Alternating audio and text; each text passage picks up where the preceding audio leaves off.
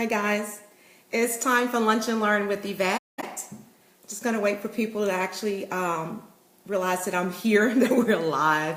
Just a second and then we'll get going for today. I'm so excited. Y'all know I'm always excited, right? But I don't just say that. For those of you who really know me, you know that's really my personality. Someone once asked me if I'm ever sad because this person I was working with was like, "You're always smiling." And I said, yeah, I sort of have that gift where things may not be 100% like I would want them to be. I can always find that one reason to smile each day. So, hi Quincy, so happy to see you. Happy Monday. So as we get started and give others a little time to realize that we're here live for Lunch and Learn with Yvette, I'll go ahead and share some information that I like to do at the top, and then again I will repeat this at the end for those who join later. Want to give a shout out to Miss Anna, who is our Recalibrate book tour C-suite winner from our first tour stop. So guys, you all know that we're now doing a Recalibrate book tour throughout the city of Atlanta. So that way we're hitting, the north, the south, the east, and the west. So for those of you who are in the north, you can just, come when we're up in the north area. So last Thursday, we had the privilege of being at the Barnes & Noble in Buckhead. We had an awesome time. I thoroughly enjoyed myself. And it was really, it warmed my heart personally to just see people that would come out because they've been watching the Lunch and Learn and they've been learning from the videos. And so we all need some form of encouragement, and that actually just encouraged me. And it just, I'm going to do this work not because I'm encouraged by someone else. I'm going to continue to do it as long as I feel that God has called me to do it. But it does. It's like a little hug, if you will, when people walk up and say, hey, I've been watching your videos online and I learned this tip, or it blessed me. So I had an opportunity to really touch and feel some people who were able to say just that. Again, congratulations to Anna for being our first winner at our first stop. So you too can be a winner because you can join some of our upcoming stops. In November, we will be at the Barnes & Noble on the Georgia Tech campus. I would love to see you guys there. Again, we were in Buckhead last week. In November, that's going to be in the Midtown area. You don't have to be a student of Georgia Tech to come because it's actually there in the bookstore. But I would love to see you whether you're a student or not, okay? We will start at 7 p.m. You can go out to my website, go to the event tab to get all the details concerning the Recalibrate book tour. Again, I'm just going to share with you our C-suite offering. So at each stop, we will be doing a drawing for those who are interested, and you don't have to purchase a book at all, but that drawing will pull out one winner for a free coaching session with me. That is a $300 value, guys. So if you've been sitting on the fence and you're not really certain if coaching is for you, or you're certain that coaching is for you, but it's just a season where that $300 just doesn't seem to be, something that you feel that you could do right now, here's an opportunity. This is my way of giving back. Guys, I can't just do all of my work for free because I have obligations, financial obligations, just like most of us do. But I do look for ways to give back. And as you come out and join us, invest your time, I'm not only investing my time, but I'm also giving some things as well. We do, at our book tour stops, a small talk, and we give you an opportunity to ask questions. I was so impressed with the quality of the questions that were coming forth at our stop at Barnes & Noble in Buckhead.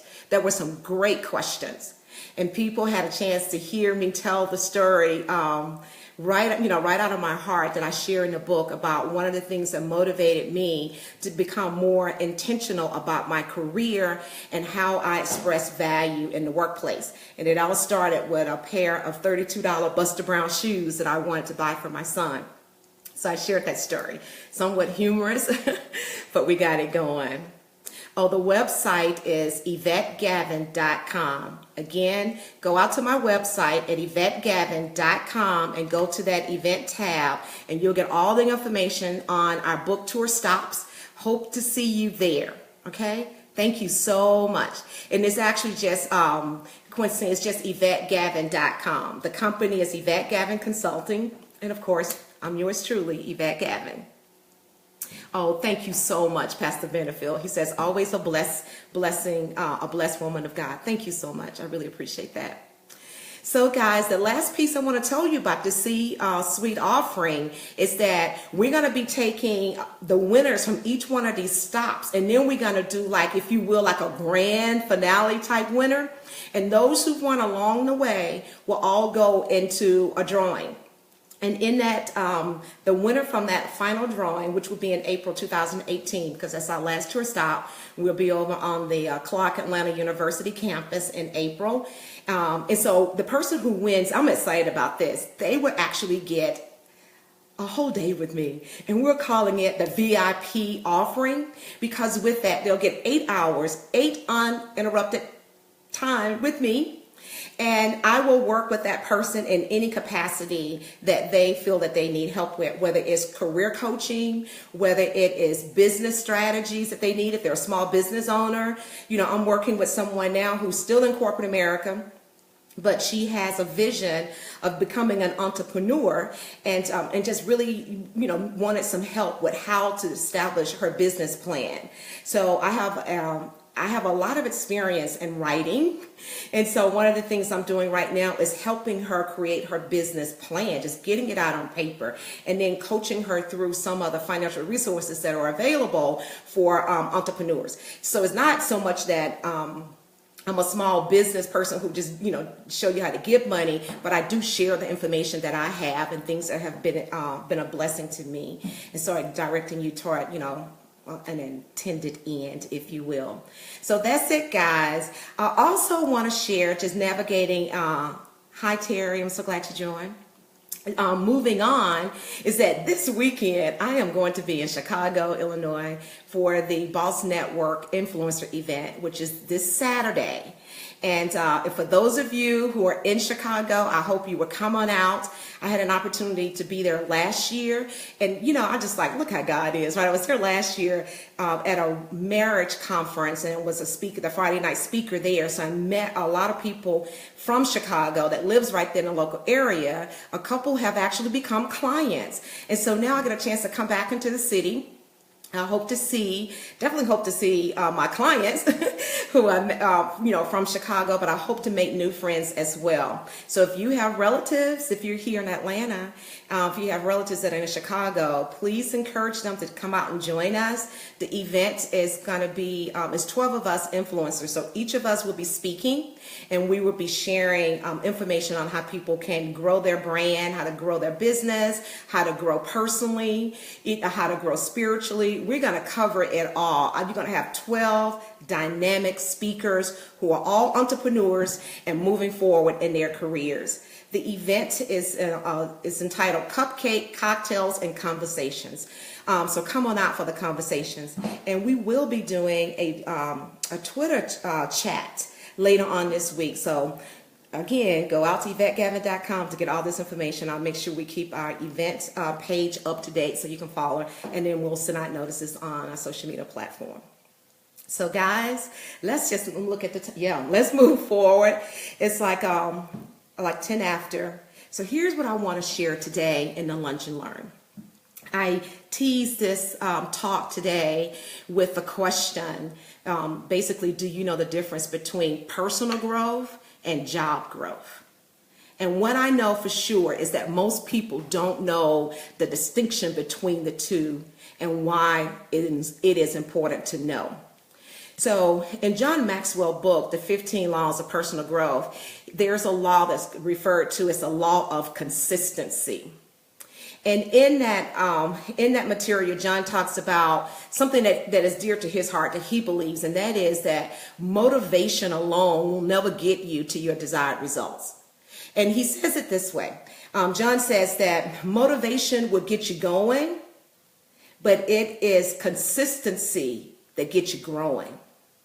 I'm going to repeat that. Motivation gets you going, but consistency is what gets you growing. So what I believe is that consistency is important. But why is it important? Consistency for me brings on a form of discipline. And if you read a lot like I do, there are a lot of material out that talk about the 5 habits of successful people, the 12 steps to success, and all those things, right, where people have started looking at and trying to analyze what brings on success versus what doesn't. And so there are a lot of things there, but one of the things that I've seen in almost everything I've ever read and how I've been able to move forward in my own personal life is being disciplined. It's being disciplined. Sounds simple, right? And in many ways it is, but at the same time, it is just as simple as it is equally complex. And what I mean by that, if being disciplined, if being consistent was easy, then we would see more people being able to do it. Think about it.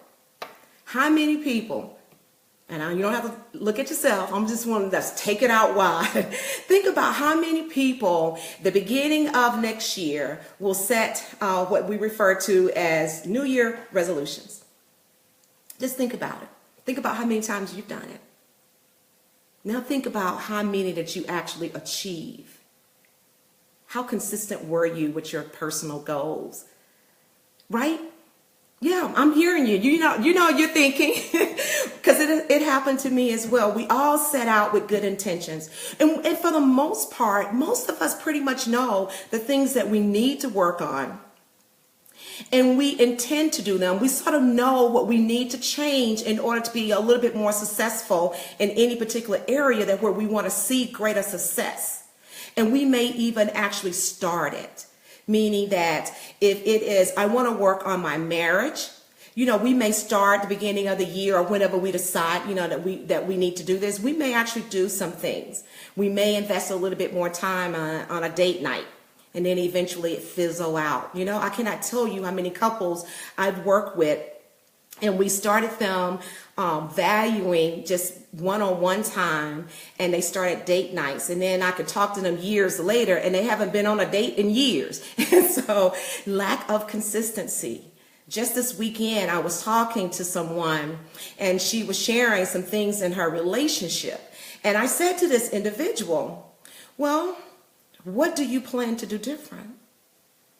And she looked at me as if that was like really French, and because my mind was going, I've heard this before from this individual.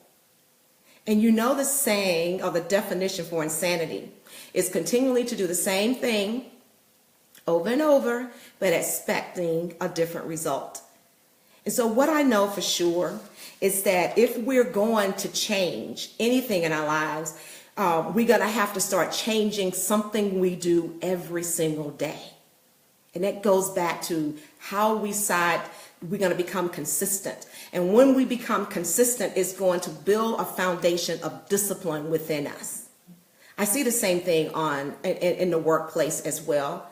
I've I've had to performance people out of an organization. And it is not something that I've ever enjoyed doing, but it was something that became necessary. Because when a person, typically when you talk to an employee about poor performance or undesirable performance, then if they really care, they will try to make some changes. They will try to address the issue. I have seen people do really well and they do get back on track. But at the same time, I've seen and worked with resources who couldn't just seem to do it. They would start some level of consistency, maybe a week, maybe 2 weeks, and then they would go back into old patterns. Same thing with these resolutions, right? So what caused that? I think it's that a lot of time I feel that we don't understand what motivates us. And when you don't know what motivates you, it's very difficult to stay in a place of consistency. So I've been watching on Facebook where people have been like using, I don't know what you call this thing on Facebook, but apparently it's a face scan, and I guess they take a picture of you and they scan you, and then they make some assessment of you. And I've seen things like this: oh, you're gonna have a baby, oh, you're gonna have a husband, oh, you're gonna live to this number of years, and yada yada yada yada yada. It's just like foolish stuff to me personally. It's not something that I would probably ever engage in. But one thing that isn't foolish to me is scientific self-assessments that are referred to as personality assessments.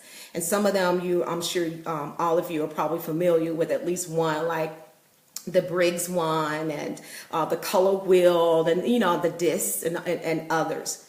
So I personally and I've only used them in a corporate setting, right, and on the job. But one of the things I've learned out of them is a little bit more about me. I didn't look at those assessments to determine who I am, because I know who I am and I know whose I am. But part of what they helped me to do was bring greater awareness to what was positive about my personality and some of the weaknesses in my personality. So when you're looking to grow, and if you understand what's strong and what you could improve on, then you can use that information to keep yourself motivated so you can stay consistent. And I give you an example. So I wrote one down here. So if you know you have a personality, my little notes. If you know you have a personality where you're considered to be easygoing, you're a real likable person, just about everybody like you, that's a strong suit. But typically in these personality profiles, it'll say that a person who's like that, one of their weaknesses is that they often become bored quickly. And when a person becomes bored, whatever it is that you're working on, let's say if you're working on to lose weight, if that is your personality, you become bored quickly, that will be a reason to prevent you from becoming consistent. And keep in mind, at the top I was saying, consistency brings on discipline. You look at your athletes, how consistent they are. People who run, who sports people I'm thinking of, like the Olympics, right? Those people are very disciplined. They're doing things that they don't probably necessarily want to do every single day, like eating a certain diet, getting up at a set time, working out, going through a particular routine. I'm sure there are days when they don't want to do those things, but they found ways to stay motivated. And then in the process of doing that, they get it to a place where it just becomes rote almost, where it's just like they're so disciplined at it that they just do it without even thinking. Like most of us, I'm trying to be a little humorous here, but most of us do get up each day, whether we're leaving our homes or not, and we're disciplined enough to brush our teeth, wash our face and stuff like that. And so getting to whatever it is that you know that you need to be disciplined in order to bring on a level of success is highly important, and you understanding and building strategies around why you're not doing it now, or what you need to do to go to the next level if you've been able to do it in the past. Okay? So one of the things, we'll go back to why I tease this talk today on, do you know the difference between personal growth and job growth, is this. When I'm talking to people now, I'm seeing something very, a common thread. People typically come to me when it's about their career because they're wanting to be promoted to the next level, and or they want to increase their income. Maybe they're totally fine with the current job and the title. They just want to figure out how to have that conversation to actually increase their pay. So they're focusing a lot, what I'm noticing, is on the skill, on the job. And what I'm trying to get people to understand, that there's a difference in focusing on your job core skill and focusing on developing you. And I started off, I'll give you an example first, and then I'll talk through the example. I'll use my own life. When I was working at a check printing company back in the 2000 time frame, I was working in the IT department, and we were testing. I was an individual contributor. I was a tester on the team, and we were testing our CRM, a customer relationship management software, that is named Siebel, still has the same name, named Siebel. So for those of you who are my IT friends, you are familiar with it for sure. And so I'm one of the testers. I have big goals, big dreams. I had a son that was in private school. We had to take him out. We put him in public school. We were paying for an apartment there to have him in that school. And then we're also, I had a mortgage. So I had some financial goals some financial goals that James and I wanted to achieve to maintain what we felt, we needed. And that was one of the bigger drivers at that time was our son education. So here I am, I'm making a decent salary, but definitely there was a need for more from my perspective anyway. And I'm going in and I'm doing the work, and I learned how to test Siebel. But not in the meantime, all doing while I'm working on my Siebel work, testing an application, understanding how to use the application, I was also asking and looking and seeking additional training.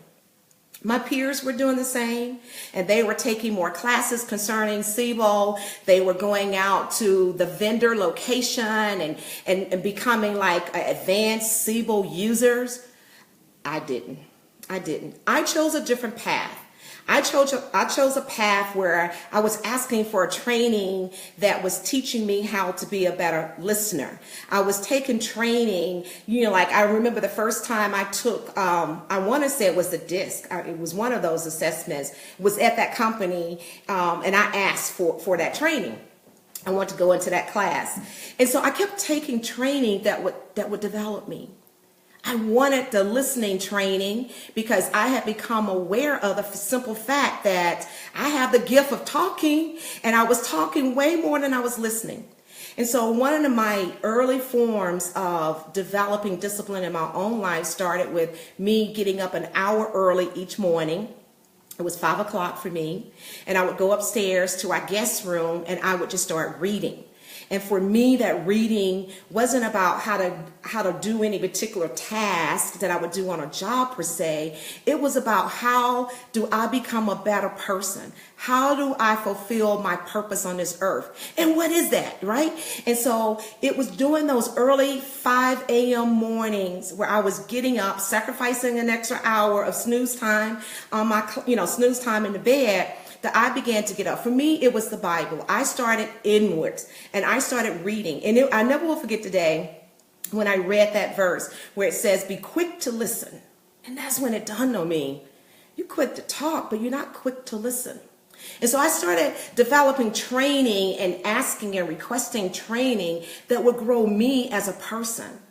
I became acutely aware just by watching the news and seeing what was happening to other leaders and companies who lacked what I refer to as strong personal values and morals, meaning that they were getting on these jobs and they were making poor decisions, what I call unethical decisions, right? And they were doing some things in order to grow that were just unethical or were against their own personal values, but they were willing to do them in order to grow.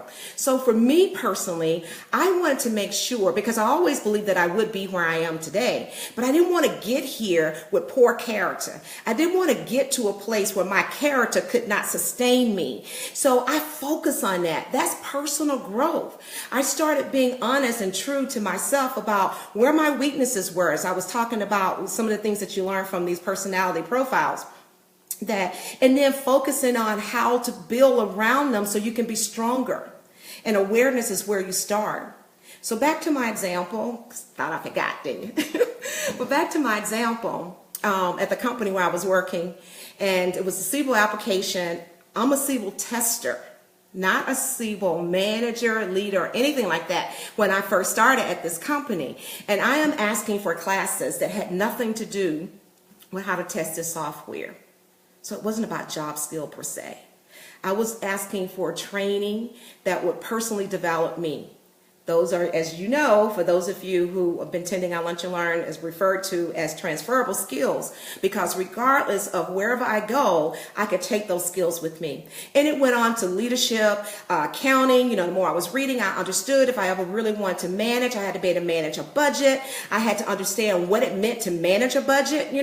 My husband was managing our finances, and so I was like, I know how to spend money, but I wasn't really sure how to really manage money. And so I started asking for finance classes, and of course, the company's going to ask you why. So you got to come up with some good reasons why you're asking for these classes, and to try and to be able to justify it. And some of them I got my company to pay for, and some I didn't. But those I felt that I really needed and that I felt would really value me, I was willing to pay for them myself. And the way I looked at it, all I have to do is put in for time off, and the company is paying me that day still. I just have to be willing to come out of my pocket and pay for the training. So what I'm saying is, just because somebody at the job says no, they don't put a stamp of approval on a request for your personal development training, don't stop there. Don't take the no. And the second thing I've learned to do is to be consistent in my ask. I have gone back and asked for the same training over and over and over until I just literally, as one manager said to me, she said, Yvette, I'm just tired of you asking. So she just went ahead and approved it. And so, okay, she got tired. I didn't. I was consistent until I got what I really wanted. So I've taken a lot of personal development training. I've invested a lot of time in growing. And here's the difference. And if you just focus on skill training and career training, or just the training that you feel that's needed for the current job that you have, and if you neglect personal development training, you're going to find yourself at a place eventually where doors are not opening for you. When you constantly develop yourself, you have greater opportunities. Trust me. My friends who are working on SIBO application, I can guarantee you, well, two of them I know for a fact can't even find a SIBO job, and they're so skilled in it now because SIBO is not the #1 CRM anymore. And that's what happens when you focus on a lot of technology type training. Things are constantly changing. There's always a new program. There's always a new app. There's always new different type of way of coding. And so you have to just keep going. You don't just stick in one place. The advantage for me on that job versus staying focused on the skills, I became more focused on personal development. I was the one on the team who was promoted to manager over the team. Now check that out. And yes, my peers were upset. They were. And they talked about me, and no one was ever bold enough to come to me to my face. But some of the things that I actually heard was, she don't even know SIBO as well as we do. We have a certification, we have a SIBO certification, and she doesn't. Why did they choose her? Greater opportunities were made available to me for multiple reasons, of course. But one for sure is because I had developed other skills that they had not. I had focused on being able to lead others, and they were focused on being able to test a single application. I went off and started working on project management type skills while they were asking for training on an application. I trust that this is blessing somebody, and it just dropped in my spirit that someone needed to hear that today. So keep that in mind. There's a place and time for skill training. Don't get me wrong. I had to understand the application. I had to know when I asked my team to complete X number of test cases in a day, and they come back and try to challenge me and say it's impossible. You can't do that many and blah, blah, blah, blah. I had to know that it was possible because I understood the application, right? Because people will try to play you too, okay? And so there's a place for both. But if you're looking for the greatest opportunities and more doors opening, then you're going to want to focus on your personal development. And today, I can take my leadership skills and I can apply them to any other company. It doesn't really matter whether it's IT or not, but I wouldn't be able to do that if I had just focused on learning how to test a particular application. So that's what I mean by it is important to understand that because you're taking some classes, and if it's all about your current job or even that or tools that are just used at your current company, you could be limiting yourself. I've also worked with people who needed a coach simply because they spent 10 or 12 years at one company doing one job, working with one application or one type of service tool. So it's important for you to be able to do other things. So if that's you and you've been on a job 10 or more years, and if you're like in my age group, that's very possible that that could be you. Understand that if you are also been focusing on self-development, you increase your opportunities, even though you may have been at one company for a long time, because you can take those personal development skills, if you will, and you can transfer them into other roles, even outside your current company. I hope that, oh, excellent. Thank you so much, Fred. So that's great information. Really appreciate that feedback. Okay, so I want to help you move from where you are. If you're at a place where you realize, yeah, Yvette, I could work a little bit more on being consistent. And I want to challenge you today not to wait until the first of the year to decide that you want to become a person who is continually growing personally. And here's what I want to share with you. It's just little tips about personalities. You have to know yourself.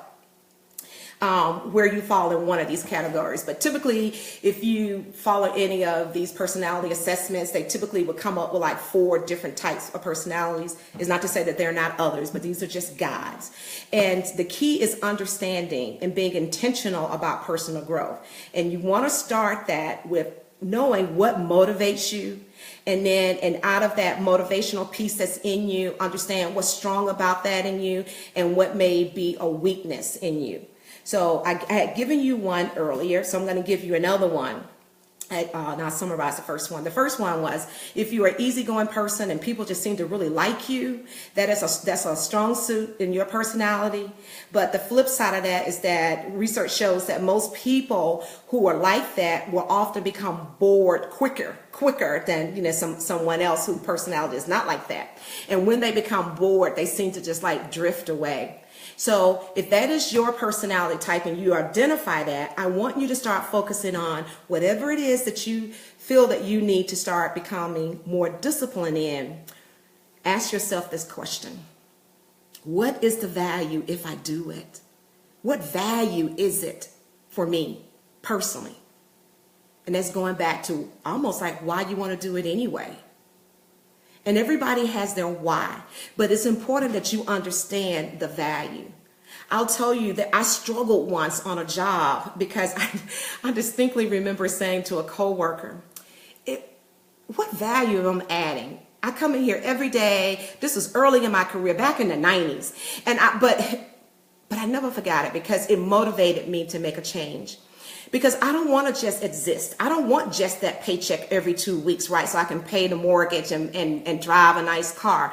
I want to know that what I'm doing is in line with my purpose for being here on this earth. I want to add value every day. And so I said to this coworker, we come in here every day and we just go to our little cubes. Again, this is back in the 1990s. And I said, they don't even know half of the time we even showed up. Nobody comes, come over here, like, the leaders and stuff like that. It's like, what value? What value? And I didn't want to put her in my bucket. So I said, I don't know what value I'm adding. So I need to spend some time figuring it out. And for me, I did figure it out.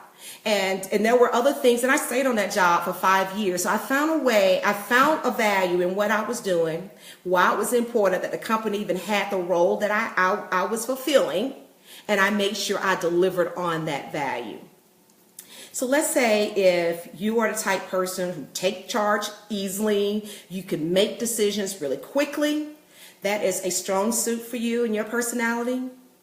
If that is you, I want you to consider this, that a negative of that type personality could be when you're not the person in charge and you don't really agree with the decision that was made.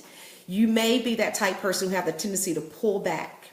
And when you pull back, you lose motivation because you think it's the wrong direction. It's not what you would have considered. And I say this one really gentle because every single time I have worked with a client who I've identified this in their personality, and through the assessments that we do in the office, this is what surfaced in the personality assessment. This is the one personality that typically comes back and want to challenge it. So I identify with it because it's been my personality, it's part of my personality too. And so I say it a little gentle because I remember how I was the first time that I became aware that I fell in this category. So here's one thing that you can do to stay motivated. Find that you can make a decision on. And one decision you will always be able to make is that decision about your personal growth. You know, I've talked to you guys a lot about not allowing someone else to define who you are and what you can have. I don't teach that because someone else is teaching it and it's popular. I teach it because I grew out of that knowledge and understanding myself. I have sat on jobs where my leaders knew that I had the talent, I had the drive and the desire to do certain things, work on certain projects, most likely because I asked, but yet and still I found opposition. Yeah, I know, right? Everybody's not crazy about Yvette, right? But anyway, I say that jokingly, but although that is a reality. But what I'm saying is that is true. We don't like sometimes to talk about the ugliness in our corporate cultures, but they're there. There are people who will intentionally try to hold you back for various reasons. And I have learned not to be concerned with the why they're doing it. I just stay focused on my personal growth, my goals, my dreams, and not allow someone else's inability to allow me to shine my light in a certain environment to prevent me from having a light that shines. And so I've talked about that in previous talks, why that is so important. So I'm saying here, keep yourself motivated by making personal decisions about your growth. And I give you one example. I distinctly remember being at a company where there were some challenges going on in the organization, and I felt I could offer some resolution, some ideas that could perhaps turn the ship around. And I offered them, not just verbal, but I also put it in a written plan to my boss. And he didn't move it forward. He never moved it forward. So I had an opportunity, but I didn't know that because he never was really transparent about that piece. But I had an opportunity at the end of a general meeting where there were senior superiors there, and just in casual conversation, I sort of mentioned one of the ideas that I had pitched. And I never will forget, this senior leader's like, oh, well, that sounds really great. I'd love to hear more. And I was like, oh, I thought this had been moved up. And he said, no, first time I've heard of this. Put some time on my calendar so we can talk about it. And so I did that. And when I shared this with my boss that I would be having this meeting with one of the senior leaders concerning this, then he was honest and he said, well, Yvette, I didn't pass it on. And then, since then I've built a stronger relationship with this person, and that person has actually been very transparent and was able to tell me I didn't do a lot of things that I should have done as it related to you because I was so afraid that you were going to take my job. I didn't know that was his motivation, that I would take his job. What I made a conscious decision about was that I felt like my ideas were not being received. And so I was still employed there. I just began to focus on myself.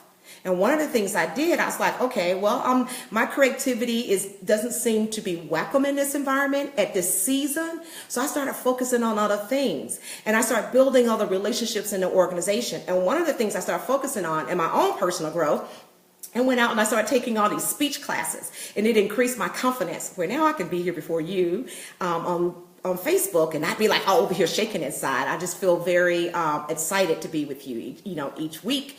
And then the other thing, out of that birthed my latest book, Recalibrate. So guys, you can focus on as you focus on yourself, growth will just start coming out of you, is what I'm saying. So let's say your personality is more fun-loving. You're always that person who is the life of every party, of every situation, of every group piece. Yet, there are some jobs where it doesn't appear to be a lot of fun, right? It's not necessarily so sociable. I want to encourage you, because if that's you, if you don't find fun in what you do, you will most likely will become a person whose motivation would just start weeding out, right? So find ways to keep the fun in what you do. Build a game around it. Find ways to insert your creativity. I guess the best example is always your personal examples. I worked at Lockheed Martin once, some years back, early, when I was in my 30s. And I was over the editing team. I was working for the group that wrote proposals. Really proud to have been the person who was the lead editor. I was the manager of that group for the F-22. So that's one of my little shining stars in my career that I like sharing. But with that, over time, I became very bored in that environment. It was extremely technical. And so I look for ways to be able to show my creativity. And without being asked, without it being my job, I actually created a cover for a proposal that we were working on. And I just found ways to pull out my creativity. And that was fun for me. It was accepted. My boss thought it was a great idea. Oh, we don't have to take it over to graphics. Yeah, we like this. We actually end up using, I think it was for one of the C-12s. And then I started incorporating other fun things to do. Another fun thing that I've learned to do was how to have fun with my teams once I became a leader. And that was one way to break up what I felt was just too much work, and not enough rewarding the progress that teams were making. And so I found creative ways to bring fun into the work environment. And if you can't make it into a game, then I'm giving you some other ideas to incorporate fun, right? It doesn't necessarily have to be a game, but finding a way to bring in your creativity. And it may not be every single day, but it could be spurts of it, right? It could be once a quarter, once a month, or however, or even, annually. And if this last personality is a perfectionist, is that person who takes a lot of attention to detail, and that is good, right? But the negative side of that is that people who have the tendency to be perfectionists and they just spend a lot of time on detail, they're typically slow to just move forward if something is not perfect. And that oftentimes will hold them back. Or if they feel that it is taking too long to get something to perfection, they lose motivation in it and it never gets done. I know someone who's been talking about writing a book way before I ever wrote my first book back in 2000. And here we are in 2017. I have 3 books out, and this person hasn't even written the first book, right? Hadn't even completed it. And each time I have this conversation and each time I bring my book out, we go through this. Oh, my book, I have the basics, it's draft. Oh, my editor messed it up. Oh, this and ooh, that and ooh, and ah, right? And here's what I know for sure. I used to be that person, honestly. I wanted everything to be perfect when I put it out because I didn't want to deal with the criticism. I can say maybe every industry is like this, but I just know the one that I grew up in, and I'll tell you, corporate America can be one of the most critical environments. It's like if you speak wrong, if you look wrong, the littlest thing people can start start attacking you on. And so I didn't want to be one of those resources where I ever was, oh my gosh, this performance thing. I never had a negative performance review, and that is the truth. Because I always worked so hard not to have one, because I never wanted people to start talking to me about something negative. And I had a lot of friends along the way who were getting negative reviews, and I watched, their pain and tried to encourage them out of it. And I would just work hard not for that to happen to me. And what it created was this person who just wanted everything to be perfect. Well, I quickly learned that as hard as you try, sometimes things will just go wrong. So what I've learned to do is just put my best effort forward. It may not be perfect, but at least I put my best effort forward. At least I did go through some level of planning and preparation. And then I feel like once I've done all that I could do, then I have to just let it go. And for me, that letting go is just trusting God to move it forward and that it will do what it needs to do. And I've also, learned too, sometimes it's great not to have everything perfect, because I think if everything was perfect all the time, every single time, we would be too prideful as people. You know, honestly, I do. I think sometimes I know for myself when some things didn't quite go as well as I had hoped, it causes me to reflect even the deeper. It causes me to be even more dependent upon my faith to move me forward. And it reminds me that I'm not called to be perfect. So if that's you and you find yourself not doing some things or being consistent and being motivated to be a disciplined person, start looking at imperfection as a process of learning. Because typically as we're learning, we don't expect to get on that bike for the first time and just start pedaling as if, you know, we've been a cyclist for years. So think of that as when you were a child, or even when you first learned to walk. And I know most of us don't have memory of that, but if you have kids, you watch that process. Or if you've been around kids, you watch that process. And so it doesn't have to be perfect on your first attempt. The point is, if you take on an attitude of, I am learning and I expect for there to be mistakes along the way, then you will stay motivated and you'll keep yourself going. So guys, I'm gonna, thanks again. I'm gonna open it up to questions now. If you have any, shoot them to me. I'll try to answer like one or two. If not, you can go ahead, like many of you have been doing, sending me questions through our website at YvetteGavin.com. Just go to the content page, put the name of the message, or just ask the question. And I'm thinking about next Monday is actually, I always said I would answer. I do answer the questions right away for those who pose the question on the site, but I haven't been bringing them to the Lunch and Learn. So I think on this coming Monday, that's what I'll do. I'll compile the questions and take a few of them on the site. So again, if you have some questions and you haven't asked yet, get on over there and I will answer your question. And that way you can be assured that I'm addressing something that you would like, you know, my opinion or my advice on, right? So that's all I have for you today, guys. I'm going to check and see if there are any questions real quick. Okay, I don't see any right now. So I just want to remind you again, please go out to my website, YvetteGavin.com. Check out our event calendar. This week, I will be in Chicago at the Boss Network Influencer event on Saturday. I would love to see you there. We kicked off our Recalibrate Citywide Book Tour on last Thursday.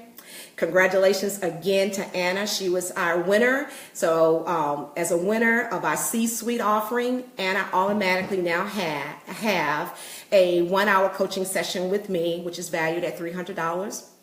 She's also now in the running for a VIP day with me. So every winner from each one of our tour stops will go into a drawing where they would have an opportunity to win a VIP day with me, which is an 8 hours of my time to work on whatever it is they desire to work on.